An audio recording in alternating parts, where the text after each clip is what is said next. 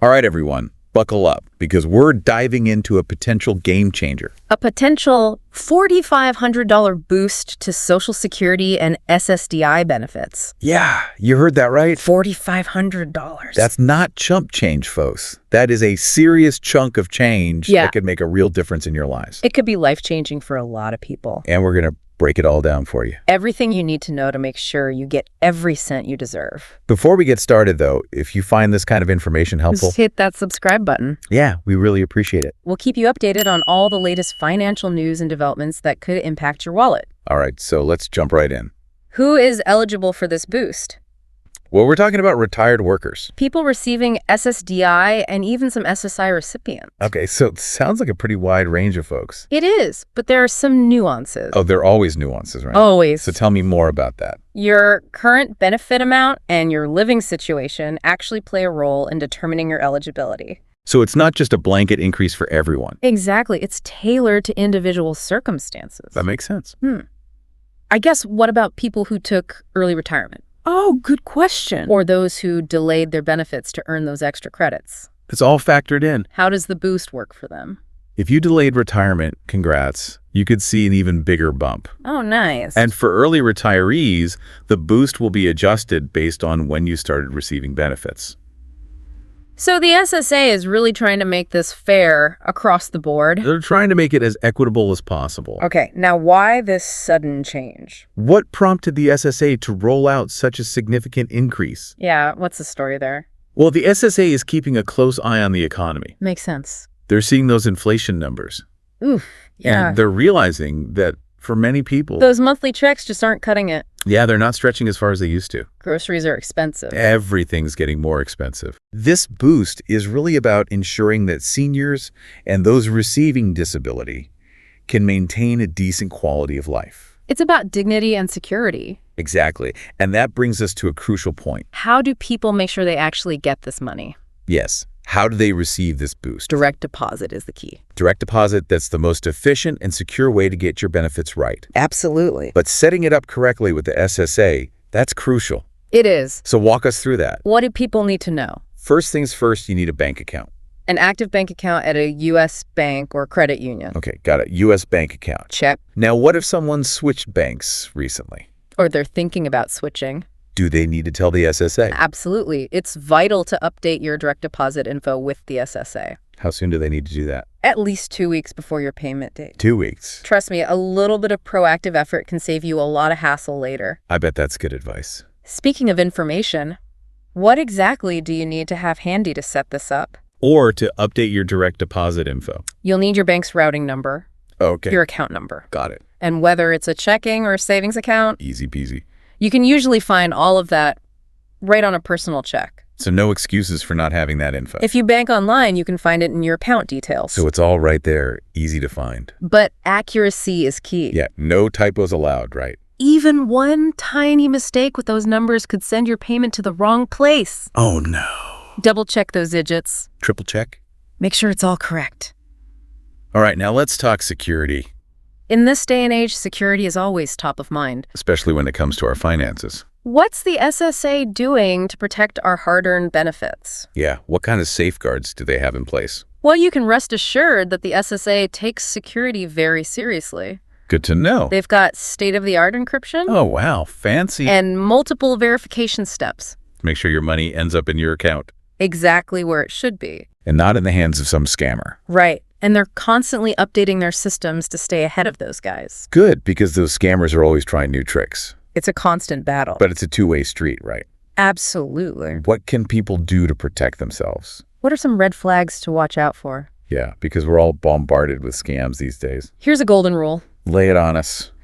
Never, ever share your Social Security number or banking details over the phone or email. Unless you initiated the contact. Right. If someone reaches out to you claiming to be from the SSA, And starts asking for your personal info, hang up immediately. don't even hesitate. Slam that phone down. Delete that email. They'll never contact you out of the blue demanding that information. If in doubt, contact the SSA yourself. Through their official channels.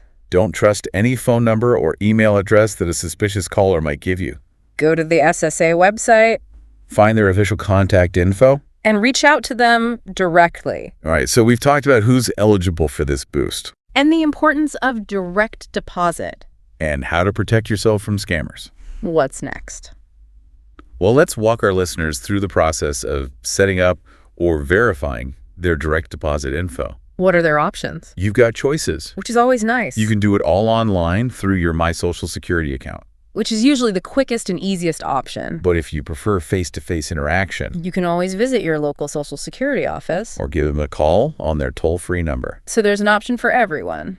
Whether you're tech-savvy or prefer a more personal touch. Exactly. Let's talk about that online option for a second. Using the My Social Security account, How do people set that up? it's super easy even if you're not a tech whiz. Good, because not all of us are. You just need a valid email address, Okay. your Social Security number, Got it. and your U.S. mailing address. Makes sense.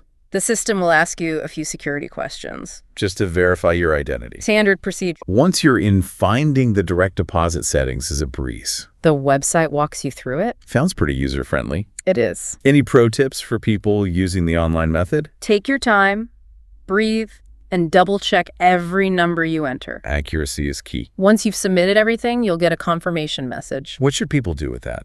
Print it out or save it somewhere safe. It's your proof that you did everything correctly. Exactly. All right, now let's talk about a scenario that I think gives some people nightmares. What if you wake up on payment day and the deposit is missing? Oh, no. What should people do if they find themselves in that situation? Yeah, that's a heart-stopping moment. First of all, don't panic. Easier said than done. Breathe. Okay. The SSA has systems in place to deal with late or missing deposits. That's good to know. Acting quickly and strategically is key. So what's the first step? Double check your account details. Like with a magnifying glass. One wrong digit can throw everything off. Oh, man, that's stressful. Then give your bank a call. See if they can spot the pending deposit. If they're coming up empty, it's time to reach out to the SSA directly. So it's a step-by-step process. Eliminate the easy stuff first. Any other words of wisdom for those facing a missing deposit? This is where organization can be your best friend. Always a good thing. Keep a record of every conversation you have. With your bank and the SSA. Note who you spoke to, when, and what was discussed. That's smart. Having that documentation can be invaluable if you need to follow up. Get good advice. Now let's talk timing. When can people expect to see this boost in their accounts? Is it like Christmas morning? Waiting with bated breath? Well, it depends on your birthday and the type of benefit you're receiving. Okay, so there are variations. If you're getting retirement benefits and your birthday falls between the 1st and 10th of the month, Right. get ready to celebrate on the 2nd Wednesday of each month. That's payday. If you were born between the 11th and 20th, Okay. you'll be cashing in on the 3rd Wednesday. And those lucky folks with birthdays from the 21st to the end of the month. Let me guess, the 4th Wednesday. You got it. Nicely staggered throughout the month. What about SSDI and SSI? Do they follow a different schedule? SSDI follows the same pattern as retirement benefits. Based on your birthday. SSI, however, likes to keep things simple. How so? Payments typically arrive on the 1st of the month. Oh, okay. So nice and straightforward. Like clockwork. All right, so we've covered the payment schedule. Now let's talk about a topic that often makes people's eyes glaze over. Taxes. The dreaded 2-word. Will this boost affect people's taxable income? That's a good question. Is this where we all need to brush up on our tax code? Well, it's not as scary as it sounds. Okay, good. Whether or not this boost impacts your taxable income really depends on your overall financial picture. So it's not a simple yes or no answer. Unfortunately not. What are the income thresholds? For 2024, Yeah. Has they changed at all? they've been adjusted for inflation. Oh, that makes sense. It's important to see where you land. With all of this. This is where having a tax professional in your corner can be a lifesaver. Definitely good advice. They can help you navigate those tax rules. And make sure you're doing everything by the book. Exactly. Okay, so taxes are something to be aware of. Let's shift gears and talk about how this boost might impact other benefits. Okay. Things like SNAP benefits or housing assistance. Will this increase affect eligibility for those programs? That's a really important question that a lot of people overlook. I think there's a misconception that a higher income would make it easier to qualify for those programs. There is. But that's not always the case, right? Not necessarily. Why is that? Because Medicaid eligibility is based on income and asset limits. Okay. And this boost could push some people over those limits. Making them ineligible. Exactly. It's kind of a catch-22. You get more money, which is great, but it could disqualify you from other forms of assistance. That's a tough spot to be in. What should people do if they're concerned about their Medicaid eligibility? Yeah. Who can they turn to for guidance? Reaching out to your local Medicaid office or a benefits counselor is a good first step. Okay, so don't just sit there worrying about it. Take action. Be proactive They can assess your individual situation. and help you navigate the process. Exactly. All right, now let's talk about a topic that might make some people nervous. Overpayment. What if someone receives more than they're entitled to? Is that a big problem? What happens if that occurs? Overpayments can happen. But usually it's not intentional, right? Right. It's often due to administrative hiccups or changes in someone's circumstances. That weren't reported to the SSA right away. Exactly. So it's not like they're trying to pull a fast one. No. What's the process if an overpayment does occur? The SSA will notify you, Okay. and they'll usually work with you to set up a reasonable repayment plan.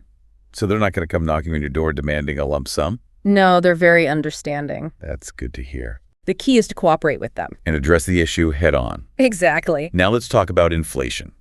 The elephant in the room. We're all feeling it. At the grocery store, the gas pump, everywhere. This boost is intended to provide some relief. But what happens if inflation keeps going up? Will the SSA step up and adjust benefits accordingly? The good news is that the SSA has a built-in mechanism to protect the purchasing power of benefits. That's reassuring. They use the Consumer Price Index, Also known as the CPI. as a gauge for inflation. Okay. And they adjust benefits annually. So it's not a static system It's designed to adapt. to the changing economic climate. Exactly. But how does this CPI thing work? What's the magic formula? Break it down for us. Imagine a giant shopping cart filled with everyday items. Like groceries, housing, transportation, healthcare. Essentials. The CPI tracks how the prices of those items change over time. It's a snapshot of how much more or less we're paying for the same stuff. Okay, I'm starting to get it. The SSA then uses that data to calculate the annual cost of living adjustment Or recalculate. for Social Security benefits. So they're using real-world data. To make sure the benefits keep pace with actual costs, That makes sense. it's all about maintaining purchasing power. Okay, so the SSA is taking steps to protect beneficiaries from inflation. They're doing their best to keep up with rising prices, And we're here to help you understand how it all works so you can make the most of your benefits. and navigate the system with confidence. Exactly. We've covered a lot of ground in this first part of our discussion. But there's still more to come, Stay tuned for part 2 where we'll dive into specific scenarios. and answer your burning questions. Don't miss it. You know, one thing that always strikes me is how interconnected everything is with finances. Yeah, it's like a giant puzzle. One piece can shift the whole picture. Speaking of interconnectedness, Yes. let's circle back to joint accounts and representative payees. How does direct deposit work in those situations? Yeah, that's a good question. With joint accounts, both account holders need to be on the same page. About the direct deposit. Exactly. So no surprises. Clear communication is key. What about folks who have a representative payee managing their benefits? In those cases, the representative payee is responsible for setting up or updating the direct deposit info. So it's really important to choose someone trustworthy. Absolutely someone you can rely on. Now let's talk about the potential impact of this boost on Medicaid eligibility. That's a crucial point that often gets overlooked. Yeah, it seems counterintuitive, but I've heard this increase could actually make it harder to qualify for Medicaid. That's right. Is that true? It is, while the boost is designed to help people financially, it could affect their eligibility for needs-based programs. Like Medicaid. Exactly. But why? I think a lot of people assume that a higher income would make it easier to qualify. It's a common misconception. So explain it to us. Medicaid eligibility is based on income and asset limits. Okay. And this boost could push some people over those limits. Making them ineligible? It's a bit of a catch-22, more money, but it could disqualify you from other support. What advice would you give to someone who's concerned about their Medicaid eligibility? Don't panic and reach out to your local Medicaid office or a benefits counselor. They can help you figure it out. They can assess your situation and guide you. Okay, so be proactive. Don't just wait and see what happens. Now let's talk about overpayment. What happens if someone receives more money than they're entitled to?